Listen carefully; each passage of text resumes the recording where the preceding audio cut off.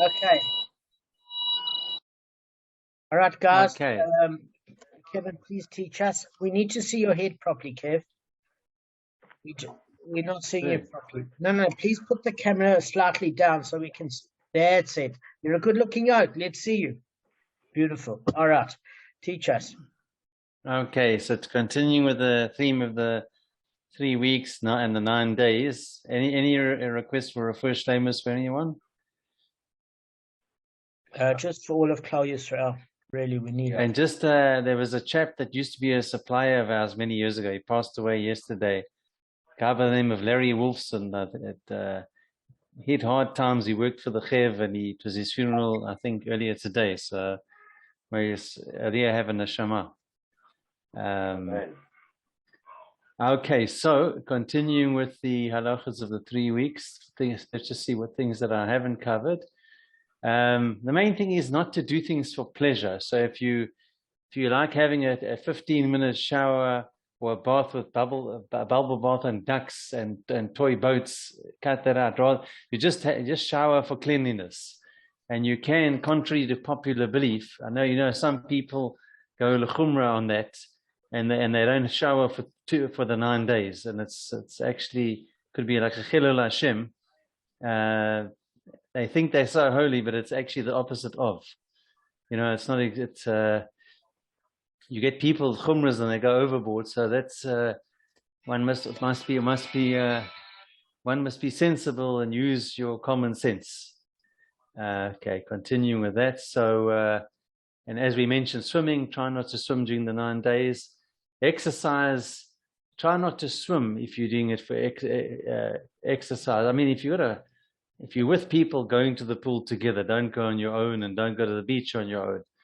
And in terms of the 9 days, one should avoid you can't eat meat or drink wine with the exception of for Shabbat or like a bris, or I think an engagement party, or a pidyon haben. A bris, siyum, or pidyon haben. You can eat meat or drink wine, and Shabbat. And let's see here also. Also, one thing is during this sad period in Jewish history is to avoid litigation with non-Jews, to put it off and to postpone it till after the 3 weeks or during a normal time of the year. This isn't like a normal time of the year in our history, and it also says you should not start new projects or make investments during the 9 days if they can be delayed without incurring a loss. Obviously, if they will incur a loss, you can go ahead and okay. And also, if people are like, let's say Arthur, let's say the shaving is an issue. People shouldn't shave if possible, but a certain individual didn't want to shave during the 3 weeks, and he consulted and his wife. This was in Joburg many years ago. The wife didn't want it, so he consulted the Rov, and the Rovs told him to shave for Shalom Bayit. So that goes back to the showering and just being normal and not going overboard, and just being sensible, should we say, if wherever possible. And what else? Anything else?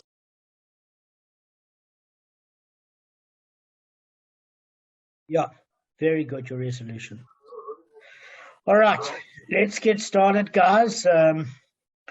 One of the principal themes that we learned yesterday is how powerful some of the words of the great rabbis are. When we learned, the one opinion was, the rabbi said that if your wife fails to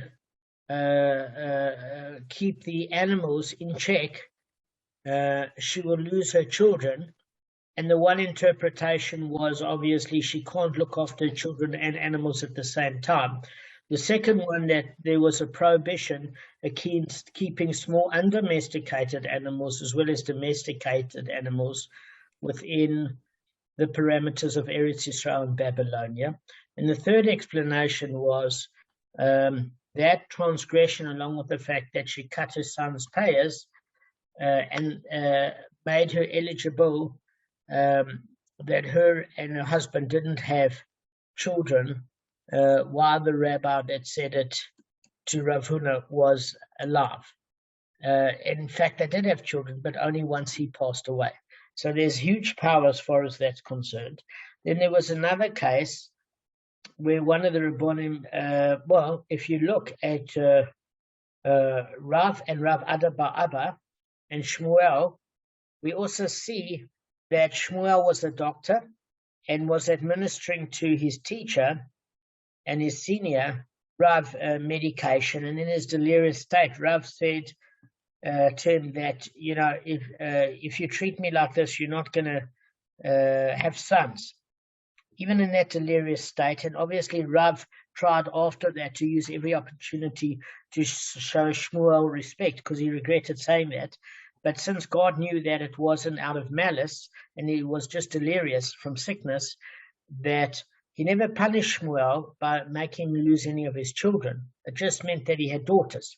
But so powerful are the words of tzaddikim.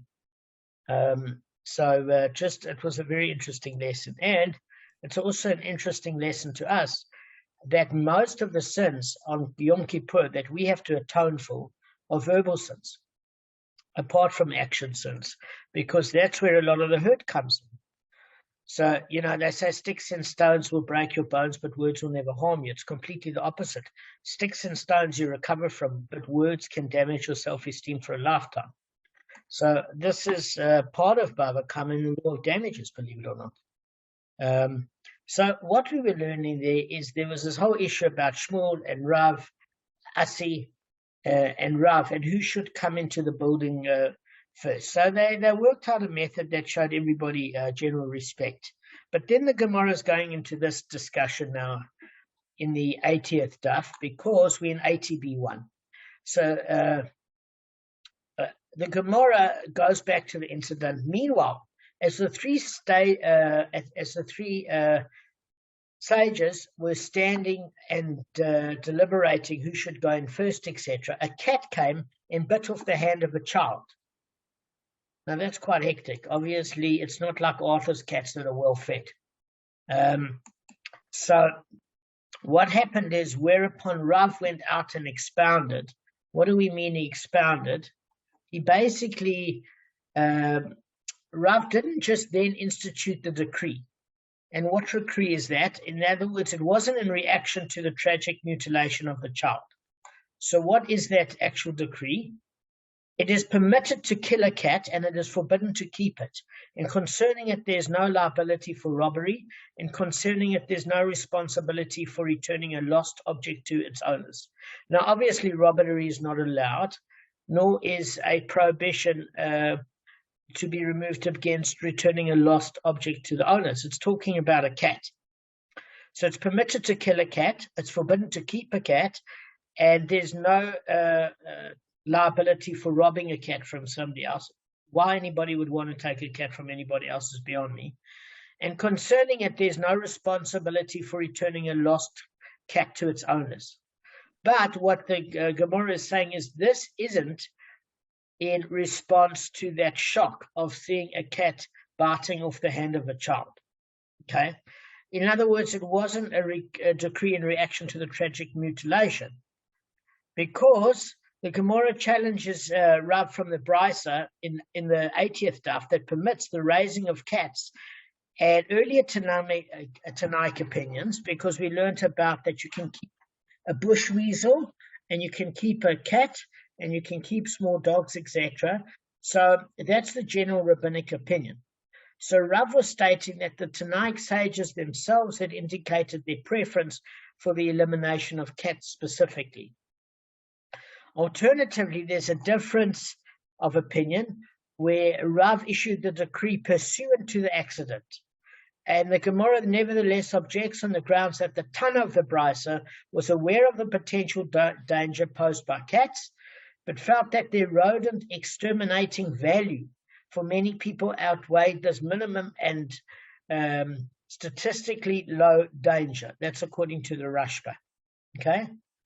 So the Gemara seeks a clarification of Rav's dictum, but once you have said it is permitted to kill a cat, what is the purpose of stating further it's forbidden to keep it too? Meaning the Gemara assumes by saying it's permitted to kill a cat, Rav is speaking about somebody else's cat.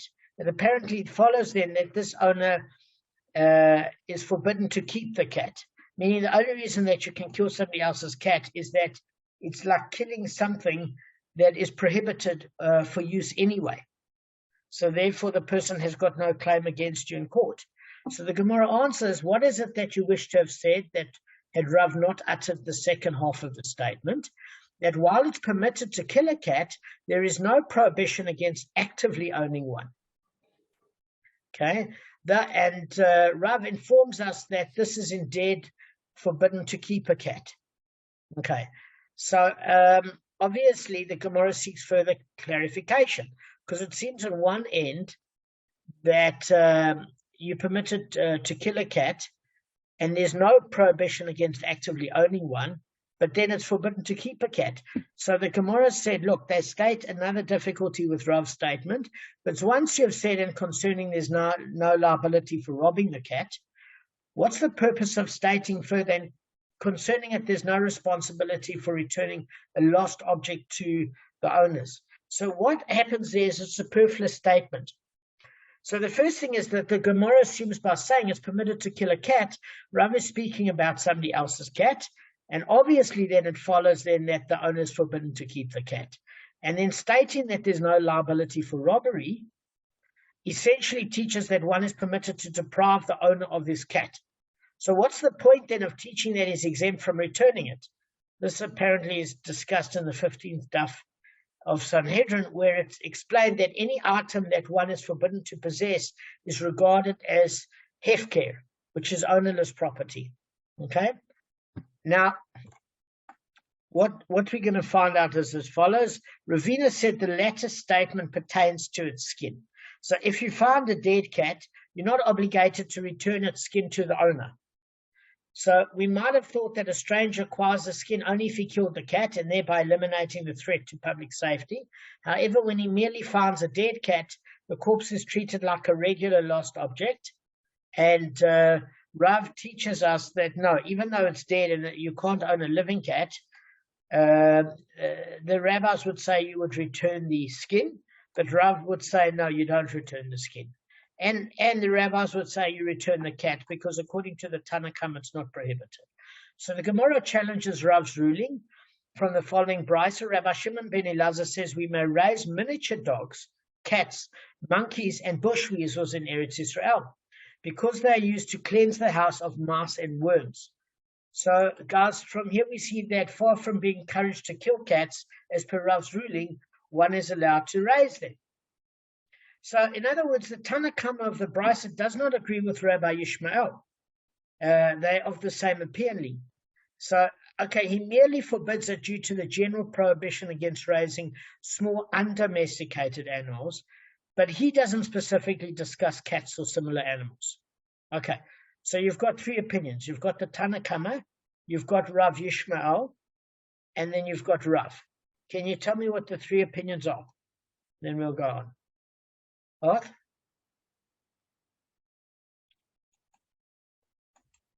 Why not? Gavin? What? I can't hear you guys. You're all on mute. I've never put you on mute. Unmute. Can you hear me now? Yeah. Okay. This was the opinions of returning the dead animal, or no? Okay, so you guys are already lost. The Tana Kamma is the general rabbinic opinion, and they basically say that it's permitted to keep. It's permitted to keep animals of usefulness. Okay, although it doesn't specify a cat, but their reason is somewhat slightly different to Rav Yishmael. The Tana Kamma's opinion is if it doesn't damage other people's property, there's no prohibition not to keep it. That's the bottom line. But it's got to be like a chihuahua or a cat or a bush weasel, something tiny. So Rabbi Yishmael is giving a different reason. He said you can only keep it if there's a level of productivity to the animal, that it gets rid of mice and and worms and things like that, that the animal has a function, not just that it doesn't damage other people's property. And Rav is saying that you can't keep cats because of their vicious nature. That's all we're saying. That's it. Okay. So the Gemara responds, how do you have a contradiction between all of it? It's not difficult. The Brisa permits raising cats, deals with black ones, which are harmless, while this ruling of Rav is concerned with white cats, which are prone to attack and injure human beings. Hence, Rav's decree was necessary and justified. So obviously, there was a case where after this incident, Rav went out and investigated and discovered the different natures of different species of white cats and black cats, and found that white cats have a vicious nature. I don't think it was as simple, according to the Meiri. The Meiri said it wasn't as simple as him coming to astonishment as a result of the incident, because Rav is an intelligent man. You could just have a rogue, crazy cat. So he never based it on this incident. He was cool, calm, and collected. He afterwards did research and see which cat was dangerous and which cat species were not. So, okay, black ones are cool. Black cats matter, as we said. White ones are no good. So the Gemara rejects this answer. But in this incident of Rav, it was a black cat that attacked the child. Hence, there's no such distinction between black and white cats. So it's saying if this cat attacked the child and it was a black cat, surely black cats are also vicious. So the Gemara answers there, in that incident, it was a black cat that was the offspring of a white cat. Since it was the progeny of a white cat, it too was dangerous. We lost Arthur for a second. Didn't they say, Damon, didn't they say that if it was a black cat, it was actually, it had to have been the offspring of a white cat, because it's not the black cat's nature to be vicious and confrontational. So the parent of the black cat was actually a white cat. Exactly, that's exactly it. So Arthur, what we're saying here, because you lost us, is that Rav said that white cats are dangerous and black cats are not. And the Gemara says, well, how's this so? Because the cat that bit off the hand of a child was actually a black cat. So firstly, that proves that Rav didn't go on instinct based from the trauma of the incident. He was very rational. He did his own investigations. But the Gemara answers that this black cat was the progeny of a white cat, and therefore it inherited that white cat vicious nature. Now we want to know, how do we paskin today? Well, the species then were different to the species now, so it's not the same. So obviously the Gemara rebuts the challenge. When Ravina inquired about the matter, he inquired specifically about a black cat, the offspring of a white cat, which was the offspring of a black cat. So perhaps the white parent was an anomaly, because this is a mixed breed between a white and a black cat, and it developed a black cat as a result. So therefore it might have been an anomaly, because who's to say what nature the offspring inherited? So does it inherit the specific nature of the black cat or the white cat? So the incident of Rav, on the other hand, was involving a black cat, the offspring of a white cat, which was itself the offspring of a white cat. Meaning you can't just look at the mixture between the parents, you've got to look at a mixture between the grandparents. So therefore, if the majority of the genetical material is itself from a white cat, and this was a particularly dark cat, we can assume it got the majority of the nature from the white cat, which is vicious to human beings. Okay? So Rav appropriately called for the elimination and the extermination of all cats of the white species. So the Mishnah prohibited raising small animals because of the importance of settling in Eretz Israel, because we said Joshua also put this in as an enactment to encourage people to come to Israel knowing that their property won't be damaged. So the Gemara quotes a related ruling, but it offers a mnemonic for the various chains of transmission with which this dictum is associated. Okay? So what I was going to say is the first dictum is the word Chabad. Now we're not talking about Lubavitch Chabad. That's right. It's got the word Chabad, and saw it's that. got the word Blach and the word Bacham. So what is that a mnemonic of? Well, it's quite simple. The following dictum is variously attributed to the three sets of three sages. These are all the sons of Rav Papa. So the three acronyms contains the three Hebrew letters corresponding to each of the children of Rav Papa. Okay, so that's how we remember it, because Rav Acha Bar Papa said in the name Rav Abba Bar Papa, who said in the name of Rav Ada Bar Papa, and some related the authorship. Rav Abba Bar Papa said in the name of Rav Chia Bar Papa, who said in the name of Rav Acha Bar Papa, and some stated Rav Abba Bar Papa said in the name of Rav Acha Bar Papa, who said in the name of Rav Chanina Bar Papa, and obviously dinner time was very interesting. Okay. That's what Damon. That's what they say at the end of it, at the Siyum, when that's the similar things that people, this person who finishes the Siyum recites. That's exactly right. So that's why I thought it was the end of the book when I saw that. Yeah. The question is, getting who's your excited. papa? Yeah. Who's your papa? Who's your papa? Oh, yeah. Who's your daddy? Yeah. So, Kevin, that's right. That's exactly what we say. Please God, may we merit to say it on Bava Kamma. Amen. Right. Amen. Okay. So, guys, what we cry out over the scratching on the Sabbath, and a door closed upon a person's success will not speedily be opened. And in the case of one who is purchasing a house in the land of Israel from a non-Jew, we may write a sales contract on it, even on Shabbat. That's from Tanis, the 14a, the Gemara Tanis. So, guys, there's a lot to unpack here. So it's quite an interesting sentence. And this, I found it a little bit depressing when I looked into it. But I'm just gonna explain it. So it says we cry out over the scratching on Shabbat. What does that mean actually?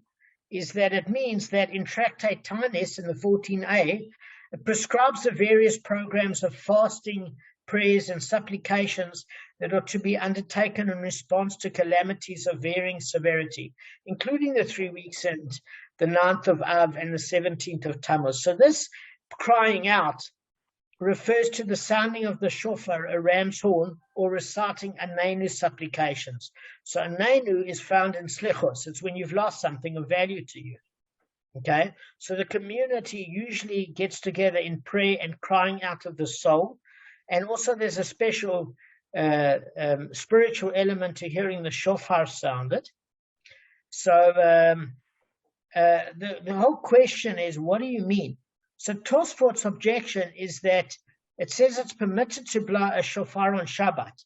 So obviously there's a problem, because you can't blow a shofar on Shabbos because you're not allowed to carry on Shabbos. That's why if Rosh Hashanah falls on a Shabbat, on one of the days, you don't blow a shofar because you're not allowed to carry from a public to a private and vice versa. So he's saying then the crying out Tosfot would not be a shofar. It would be an Anenu prayer, which is saying you're crying over what was lost. Now, the thing that was quite stressful to me was, not this part, I'll tell you in a minute, is that what were they crying out about? Just this is a side note. And they were talking about physical afflictions like boils, which cause the afflicted person to scratch them and cry out in pain. So you are allowed to have a communal crying out over a plague of boils over the community, even on Shabbat. You must know that people wore clothing in those days that had lice in it. We cannot believe the sort of quality of life we've got now. Even the poorest among us can afford a new T-shirt and things like that. We're living in an amazing age. Really, really we are. But there is something that did disturb me with this, and it was a separate plot. It says, and a door closed upon the person's success will not be speedily opened. Okay? What does that mean? Is that once a certain enterprise is not successful, presumably it will never be successful. Only heartfelt prayer and good deeds can elicit the abundant divine mercy of Hashem needed to open that door. So this is what you see, and it's very, very depressing to read that. Why is it depressing? Because it seems to say that if you failed in a certain area in your life, you might never recover from it. It's going to be a constant test for you the rest of your life. Okay? But I want to give you some chizuk in terms of how things can change. That's careful, no? No, Arthur, this isn't a joke. It's actually a depressing point. And I must tell you something. You're a case in point where Hashem made a miracle for you. I remember you talking to me months ago of having owing huge tax money, having an accrual on your account. You were in a very depressed state because you said that your life keeps repeating the cycle of financial poverty. And you were not in a good space. Arthur, it wasn't even that long ago, with respect. It actually wasn't. I was in the Mamson Tati with my dad, and you were hysterically depressed because, it just had these feelings of when I keep failing at something, I feel absolutely useless, that I can never recover, and it's a permanent affliction. And Hashem did a miracle for you, okay? He really, really did a miracle for you, where you can now earn a wonderful living doing chesed for a living. And that's not a small joke. Arthur generally But does. the strangest thing, doing the chesed for a living, actually helped me out of depression. Correct. Because I find if I don't work in this business and I take a few days off, within 2-3 days I'm depressed again. I want to get back to helping people, just doing something. The fact that I get paid well for it is a bonus. Okay, that's a blessing. But I just get very, very. It's weird. It's like I don't mind 1 or 2 days off. Great, I can do that. But when it starts being 3-4 days, I start asking Hashem to send me somebody. No, 100%. So, Arthur, I'm saying the fact that you could do what you love every day, which was not SEO and Google ads. I didn't know I loved it. Really. No. But Hashem did. In other words, Hashem knows your nature, and you're earning an excellent living, and all your problems it's miraculous. And you should know it often doesn't happen that when somebody has financial failure, you could be devastated for years and never recover, or never ever get to the same eclipse height once you failed, or about being shared. No, Darren, you know my history. I was going through the same stuff all the time, going through the same problem. Not the first time it's happened like that, remember? But that's the exact point of the Gemara, Arthur. That's the exact point. That was the depressing part, is that once one's failed in a certain arena, you often find that people that are single can stay single for 15, 20, 10 years or whatever. They don't automatically come right. And there's some people that get divorced and they meet somebody immediately, get divorced again, meet somebody immediately. People get brachas in different areas. This life is a mixture of heaven and hell combined. Honestly, it's a mixture of where there's certain areas where you achieve a sense of fulfillment and happiness, and others that are constant test and torment. And it's built perfectly for each person, perfectly according to their makeup and what they need to work on, and some of their sins that they have to pay for in this world. So it's not a joke. I'll tell you, my hardest challenge besides work is my family. Balancing my kid with ADHD and OCD, and my daughter who, there's constant conflict there. It's that is my hardest challenge at the moment. Just trying to keep shalom by between those two, and then I've said to my wife, it's a whole, this you've seen it. Yeah. Listen, I don't want to share. I don't know if I should cut this part of the share or not out. Maybe you should stop recording now. No, I'm saying, would you like me to record it and take it out? I can take it out. I'm not worried. If you want to, you can. I'm not worried because I'm the first time I keep failing at the same thing again and again. I'm not ashamed to say it. No, I can't believe how a total accident got me into something that. I like that shit and I was good at it, but I could never seem to make enough. I make money that I wouldn't make money. I make exactly. Money let's just get back to the show, guys, because we're just losing a little bit of time. So, what is that? In what context is this? What it says in the Gemara, why is it bringing it up? Well, the thing of it is, it actually floored me as well. It's like, why bring it up out of context? We're going to see how it unravels. So generally, the thing of it is what often happens is the Gemara goes off on a tangent. So what happens is it'll bring up a rule. Authors know this from doing revision of Bava Kamma, is that it'll talk about a certain thing. And it will say, Rav Huna said this, and Rav Chanina said that, and Rav Oshia and Rav Chia. Remember with Rav Ushi and Rav Chia. And then it goes off on a tangent and tells you all the things Rav Chia taught you, and goes off on a tangent and shows you all the things Rav Ushi taught you.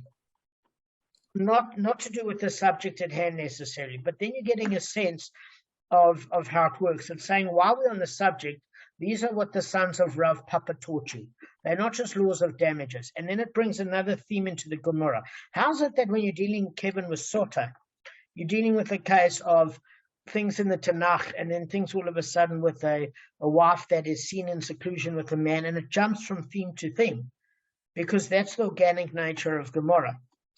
So all it's saying, though, the next part is that if you want to purchase a house in the land of Israel from a non-Jew, it's so important that we may write a sales contract on it even on Shabbat. But just know that it doesn't mean that a Jew can write the sales contract. It means the Jew can instruct a non-Jew to write the sales contract. That's how important it is to go and buy a home and live in Eretz Israel. That you can even do that in the Shabbos, so that a non-Jew doesn't get seller's remorse, which is quite a statement. You can say to him, can you write the contract? Astounding. It's an astounding lesson. I never thought such a thing could take place. So the Gemara challenges the first ruling in the dictum. So they retorted in the following brisa, and all other calamities that gather and come upon the community, such as scratching from boils or a plague, etc., locusts. Now, we're not talking about normal locusts here. We talk about locusts that can harm people. They must be talking about Parktown prawns. Those things are vicious, like Lebanese people. They can come after you. No, I'm telling you, those things, they're not scared of people, Parktown prawns. They send many a housewife screaming. Some of these locusts can spray a toxic thing at you and give you a nasty bite.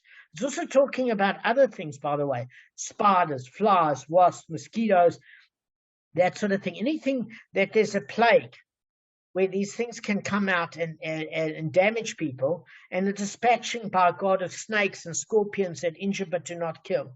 Sometimes they can leave you in absolute agony, but they don't kill you.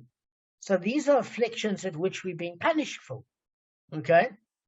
So what happens is that you have to cry out on the Shabbos for divine mercy, even though it's not part of the normal Shabbos prayers, because the urgency of the situation and the severity of the situation ask us for that. But it says there's a slight contradiction, because it says, hang on a second, there's another brisa that teaches that the community does not cry out on Shabbos over a plague of boils. So the Gemara deflects the challenge. I said, it's not difficult. In the brisa, we're speaking of moist boils. But here in the dictum of Rav Papa's sons, we are speaking about dry boils.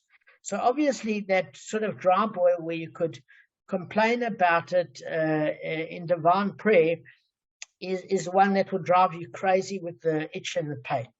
So as it's said by Rav Yeshua ben Levi, that boils that the Holy One, blessed be He, brought upon the Egyptians were moist on the inside and dry, were moist on the outside and dry on the inside, as it stated, and it became a boil with blisters erupting upon man and upon animal.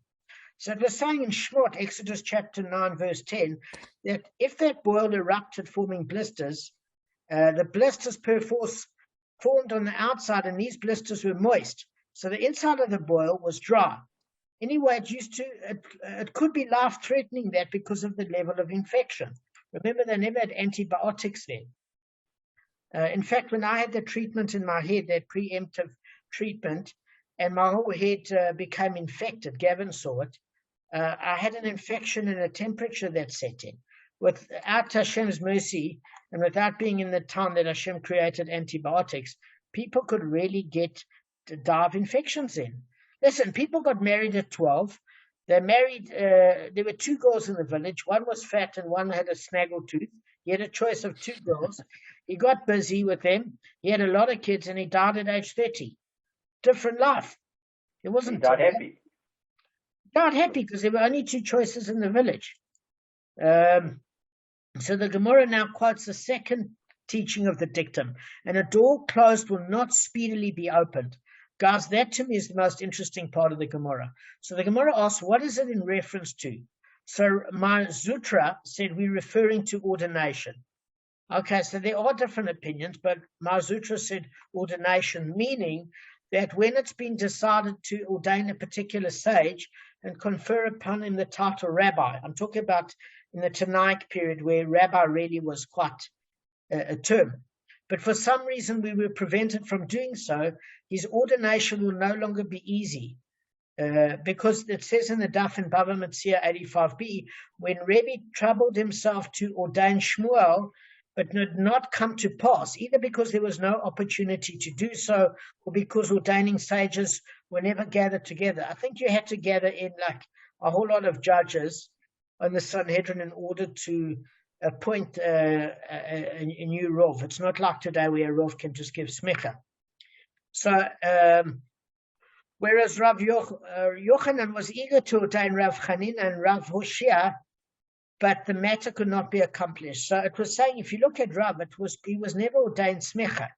Now, Shmuel was, sorry, not Rav. Shmuel was never ordained smicha by Rebbe, and he wanted to. Circumstances didn't allow, so it never happened. I must tell you something. May we be lucky enough to learn from the likes of Shmuel, a Tana. There's hardly anybody greater than Rav and Shmuel. You must know. So even he didn't get the official smicha, okay? So there's a slightly different opinion, which makes it more real to me. Rav Ashi said, in every case where someone is treated badly, they will not quickly be treated well.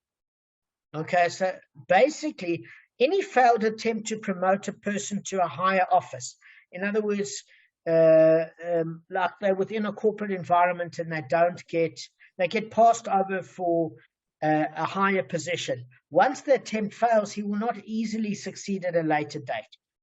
Either, if you look at the Maharshi, explains that whenever one perceives the withholding of an appointment to high office as a misfortune, his self-confidence takes a knock, it pains him, and he won't speedily attain that office because it's going to affect his confidence levels. Other opinions say it's because divine fortune doesn't smile upon him, and no matter what he does, he just can't get out of his rut. And others saying that sometimes when people take a disliking to you in a company, and the managers don't like you or somebody doesn't like you, unless those people die, you better move company. It's not such an easy thing. So we stated 3 reasons there. Rav Acha bar Difti said, from Difti said they will never again treat him well, meaning that once misfortune befalls, it will never be reversed. And so the Gemara rejects Rav Acha's view, but it is not so. Rav Acha from Difti was speaking of his own experience, and this obviously formed his opinion. In general, however, misfortune can be reversed. So what happened to Rav Acha from Difti is that in Bava Basra in 12b, it relates how the sages of the Talmudic Academy of Machasya had voted to install Rav Acha from Difti as its head.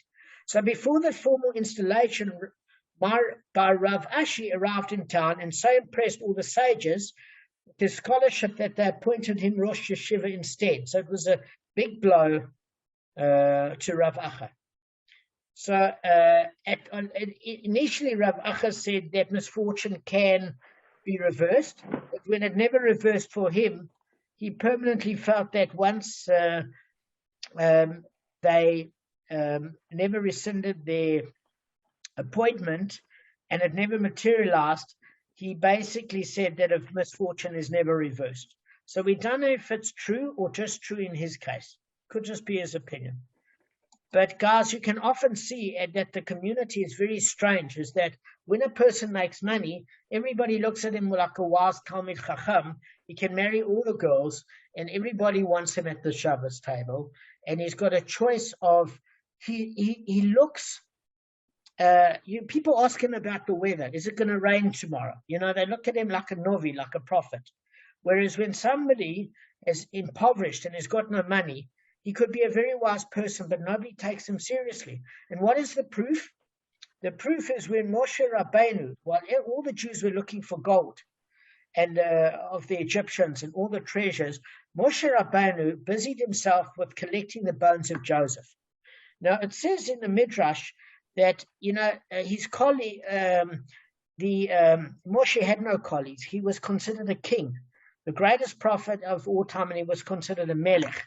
But his own people didn't respect him as much because now they were all wealthy, and he wasn't wealthy. So Hashem gave him sapphires.